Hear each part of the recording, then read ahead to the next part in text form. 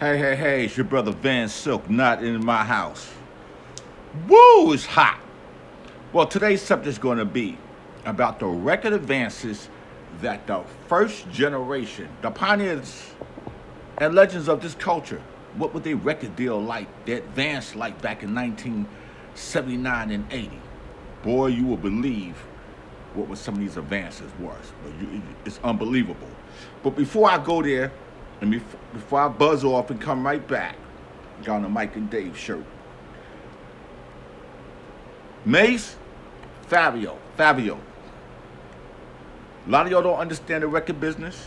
A lot of y'all never been in the record industry. Because you got a blog site or a YouTube page or you did a video does not make you part of the record industry. At all. There's such thing as record deals, production deals. And all I can say is whatever Mace did and negotiated was the right thing. Even Whack 100 said, like, yo, me and Kanye was working on Fabio's album. Like, Mace ain't do nothing wrong. It's just that Joe got the black hate. The black hate. Because if he would have gave him $500,000 and did the deal that they got now, Fabio would have owed him, and let's say $100,000 on top of that for expenses. All he would have walked away would have been $100,000. Don't ask why the Mace deserved half. It was called the production deal. The name of the game is how many of y'all was going to sign Fabio back 3-4 years ago? None of y'all. So stop the nigga hate. Trust me. I'm calling it nigga hate. Stop it. Check out what Mace had to say. He went back on Gilly the Kid. He went back on Wallow Show, $1 Million Worth of Game, and he had to say what he had to say. And I'll be right back, and we're going to talk about how much the pioneers and legends in hip-hop, the first generation, what kind of advance they got back in 1979, 80, 81, 82, 83. It's your brother VANSILK. I'll be right back. Check out what Mace got to say, and I'll catch you on the rebound. Because what he came up here and said was very reckless. Oh, did you give him 5,000 though? No, I gave him 750,000. You never gave me 5,000. At one time, I gave him 5,000, but I gave him 750,000. Well, why you give me 5,000? Because I set him up to do a deal to where I could control the deal, make the deal what it should be. Because I knew if he had the leverage, he would go in there and sell both of us out. So he wasn't able to do that because of the way I structured the deal. But then when we went in the building, I took 800, he took 700,000. Now, the reason why it went down to 700,000 is because when I gave him 750 and I took 750, he owed me 50,000.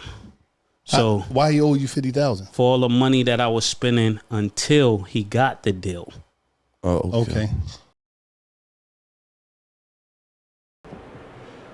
Yeah. I got on the Mike and Dave V-neck t-shirt. So, now you understand what's going on. The whole situation with Mace, Fabio Foreign, and production deals and record deals. But now let's get to the core of the story. This whole story. Woo! I had to make a few phone calls and get information because I don't like to sit out and put stuff on Not in My House with VANSILK. That ain't right. But let's go back 1979, 1980, when hip-hop was in its infant stage. There was no real record companies. There was no publicists. There was no video. There was no radio shows. There was no real managers to the game. A lot of the groups were still making the little bit of money they was getting off doing the jams, the parties, the shows, So let's just go and think about it. 1975, New York Knick, Walt Frazier. Salary was about $450,000 a season. That's a lot of money back in 79. But if you look at 2022 today, plays like LeBron James, Kevin Durant, Russell Westbrook, James Harden, Curry, all these guys, average salary per game, minimum 200 to 300,000 per game. Ain't that a big change? And in 20 years, that's going to seem like nothing. The way the NBA is going. But let's get back to hip hop and record deals. As I was making my calls, just to make sure that I was right, I asked the question, what was your first advance? Your first advance when you first did your record. Because remember, we was more about wanting to make a record than anything else. We didn't know nothing about the business. Publishing? What was publishing? I thought that, personally, I thought that was a book.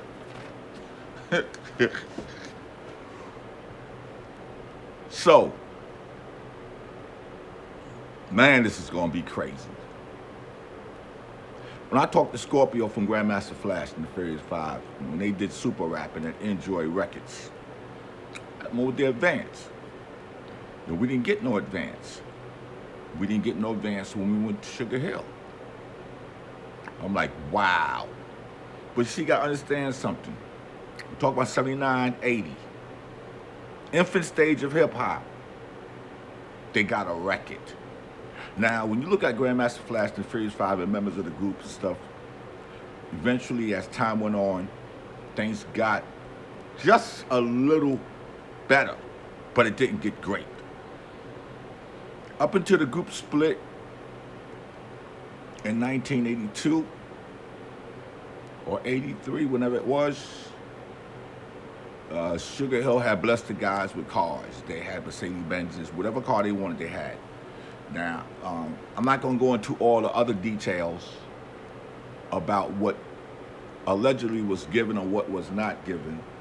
I'm just saying that Grandmaster Flash and the Furious 5, Super Rapping, Enjoy, zero. No money.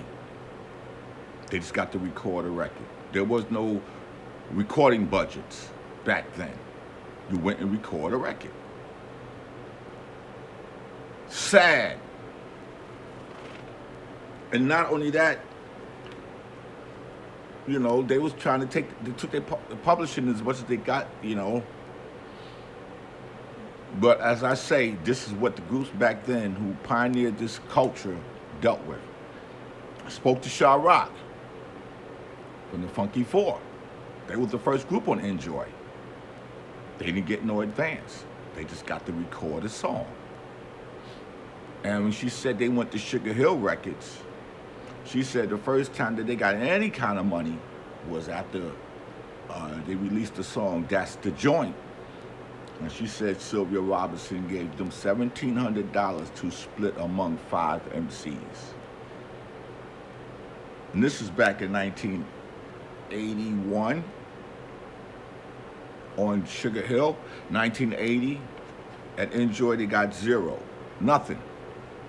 And it's sad. I mean, these record companies were more independent labels. There was no such thing as hip-hop being on the radio. You just got a record. A lot of these groups are still making more money doing the jams, doing the parties, giving their own parties.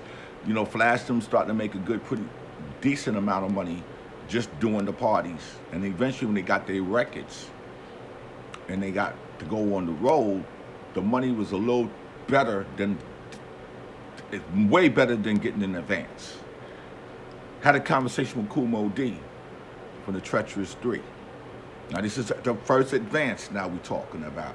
And I asked Mo D what did the Treacherous 3 get or enjoy when they did their deal. He said zero.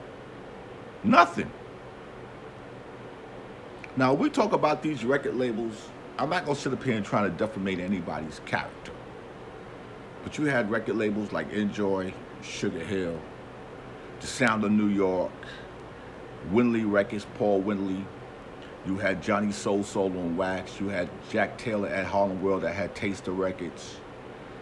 You know, you had Spring Records, the Rifkins, Spring Posse Records. You had labels like other labels that was out there, Reality Records, that the label that the Roof on Fire was on with Rockmaster Scott and the Dynamic 3. And you had Tommy Boy. Now some of these labels later on looked like they was trying to do the right thing. And as you can see, these record labels are vintage labels that put out rap songs, rap records. You know, even Salad Disco Fever with Fever Records. I'm just posting the different labels right now so you can see the labels that were out there. Remember, none of these labels had publishers. They didn't have a lot of these groups didn't get no videos. There was no place to play the videos. There was no place to play the records unless you heard them at the shows or on the show tapes. Eventually, once Mr. Magic and Afrika Islam, the Zulu Beats, and Jerry Bloodrock, and all these guys went to WHBI, was when you got the opportunity to hear these songs late at night. When Mr. Magic came on, 12 o'clock on a Saturday night or Friday night, 12 to 2. But it's sad that these artists who pioneered the game, who came up from the mud, didn't really see no advance, nothing, and still wasn't treated right along the way. I talked to Silver Fox from the Fantasy 3. It was on Specific Records. He said, Van, we didn't get no advance. He said, but I did get $2,000 because I wrote the 5 songs for the group. So he wrote all the lyrics for the songs, which is crazy. And that was in 83. But if we jump back to 1982, when I spoke to KG from the Coldcrush brothers, he like, listen, yo, our advance was, he said, no advance, advance robbery. Now, they was on Elite Records, which was their manager at the time, and promoter Arthur Armstrong, who owned Ecstasy Garage. Then eventually, I think they released the song on Tough City Records. I didn't ask him about that. I'm quite sure Aaron Fuchs might have gave them a few dollars. I'm quite sure Grandmaster Caz, when he did his independent songs, I don't know what kind of deal he did. I didn't ask. But I'm just letting you know on your first advance. Now, if we want to jump to 1982 again, whole different scenario. Soulsonic Force, Planet Rock. I talked to Mr. Biggs. And we got to remember, previous to Planet Rock coming out, Tommy Boy had success with the Jazzy 5, Jazzy Sensation. And you know, during that time, Bambaataa, the whole Zulu Nation was a big movement in hip hop. So I guess Tom Silverman and them over at Tommy Boy Records and the lawyers that Mr. Biggs said they had decided to treat these guys right. And Mr. Biggs said that he gave me one number, and then he called me back to Van. I looked it up. We actually got $3,500 a piece, which was 4 members in the group. So their advance for Planet Rock was $14,000, according to Mr. Biggs, from Soulsonic Force. And that's one of the great, I would say, for that time, that was good. That was good money. That was a lot of money. $3,500 for each guy, from the ghetto, from the hood, from the streets. What? Tommy Boy Records looked out. I don't know what was the other deals as far as the albums or other songs. I didn't ask. I asked your first advance. First advance. Spoke to Joeski Love. Pee Wee's Dance. Say, Van, you know, I was down at the studio, and that's how we met the owner of the record label. He said all I ended up with was $200 after I recorded that 12-inch, and I went and bought me a gold chain. But we got to look at the times.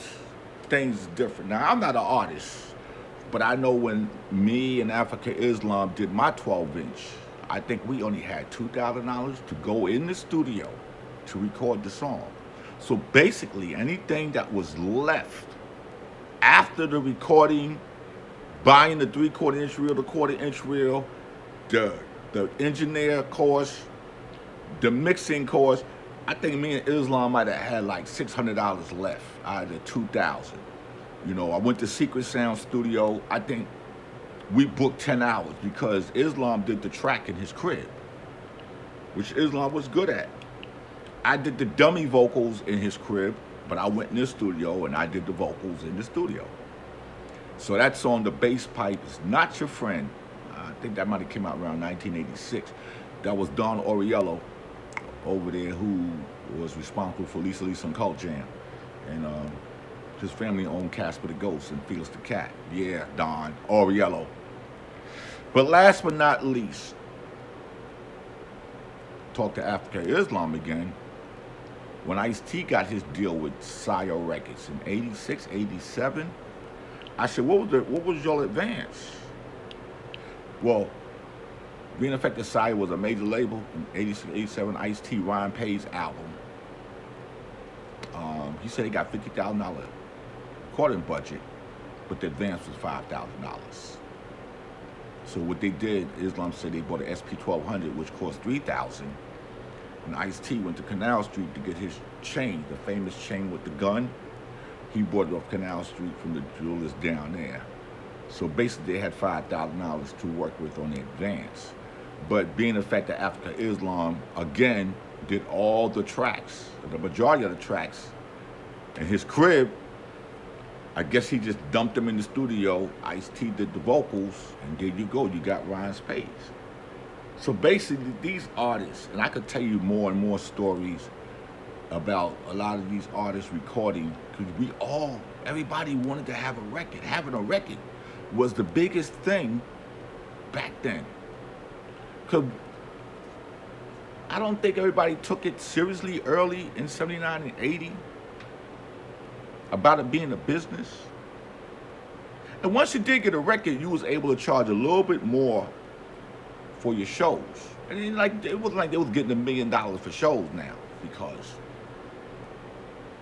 when Melly Melanin was MCing and rapping, and Ray Chandler and them, and Funky Four and all, they was getting like $5 a man. $5 a man mean that you got $5 for that night. That sometime might have went up to $10, you know. Then it went up to $15 a man and $20 a man, you know. Because we were doing $2, $3 dollar parties at the gym, you know. You're getting $20, $15 back in 79, 78. That's a lot of money. Trust me when I tell you, $15 went a long way back then. But in the early 80s, you know, I remember when the Treacherous 3 came out, Kool Mo D keep reminding me like, yeah, y'all gave us $15 a man. I said, nah, Mike and Dave gave y'all $15 a man. But you know, it was crazy when things started to change. I know when I was at Spring Records, and I think when me and Melly Mel did the Police Academy 6 record, I think we might have had $3,500 to work with. And you know, we might have spent about, we went to Ron Miller Studios out in Queens. So Ron was definitely charging us. We spent about 20 hours doing that song. So we damn near absorbed that. You know, I mean, if me and Mel had $200, $300 left after that, so be it. But Mel got compensated for being on Rap Mania. No, we got compensated because we ended up doing the movie, Police Academy 6, and we did the video. And I can't even remember if we even got paid to do the movie. Well, you know, we did get a little something to do the movie. And the video, we just ended up doing the video. We never got a check for the video. And they spent a lot of money doing that video because it was a green screen. That was one of the first videos done on green screen. But getting back to the artists that paved the way, and there's a lot of stories. I didn't call Jazzy J to see what the Jazzy 5 got. You know, I didn't call Jalil from Houdini to see what they initially got from Jive Records. You know, I didn't call Cool Kyle to see what he got when he was on Enjoy, to see what he got. I'm quite sure everybody was in the same boat. Now, the Fearless Four was lucky. I talked to Mike C, going back to 1982. Enjoy Records, 2 years later, after the Funky Four and after Flash and the Cool Cows were there. Fearless Four got lucky with Bobby Robinson because Bobby was able to move the groups to Sugar Hill, whatever deal he did with Sugar Hill, for the groups to go to Sugar Hill at that time. The Fearless Four, Mike C said that they got $1,000 each for rocking it. So each member, 4 members got $1,000 each. That's $4,000. I don't know what Crazy Eddie got. I don't know what Master OC got. I didn't ask him because they were the DJs. A lot of people back then didn't think the DJs should get anything. But, and that was people on the other side, not the people in the groups. So old Bobby Robinson did start to come around because I think he felt that he wasn't able to go and get these groups to record for nothing.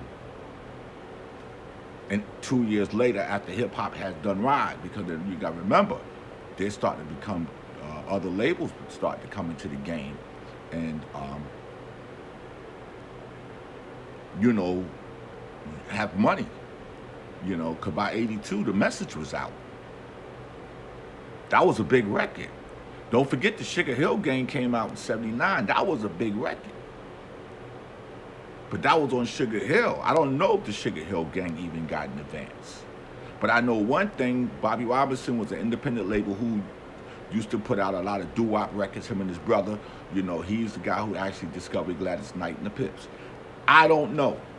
All I can say is that the first advance in the early game of hip-hop, basically these artists didn't get nothing. A lot of them didn't get their publishing. A lot of them still haven't received royalties.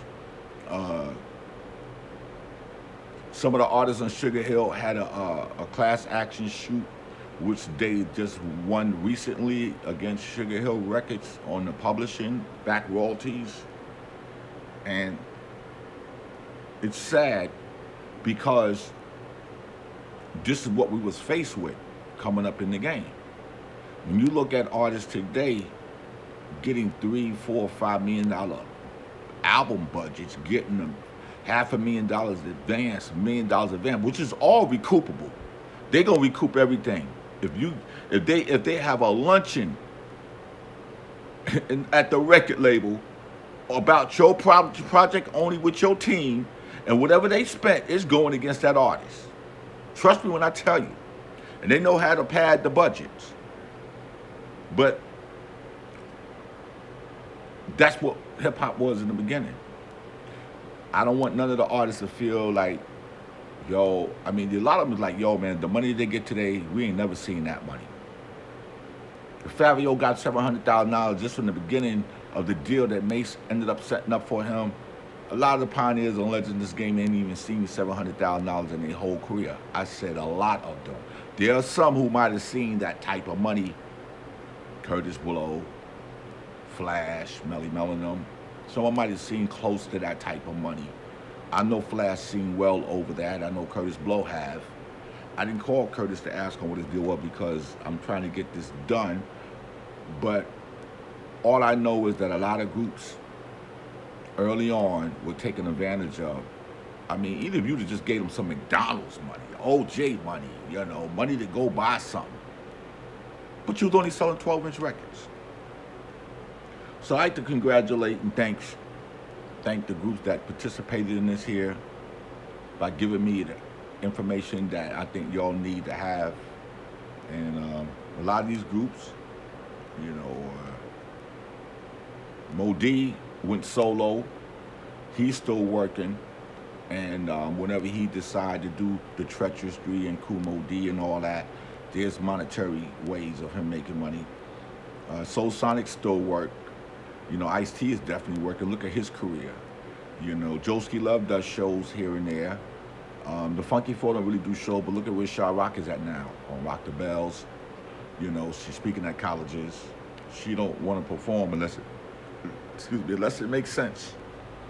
You know, the Grandmaster Flash and the Furious 5 unit is not a unit, but Flash DJs all over the world. He's done well, produced TV shows, stuff like that. Melly Mel and Scorpio work, the Sugar Hill Gang work, you know. So these guys, you know,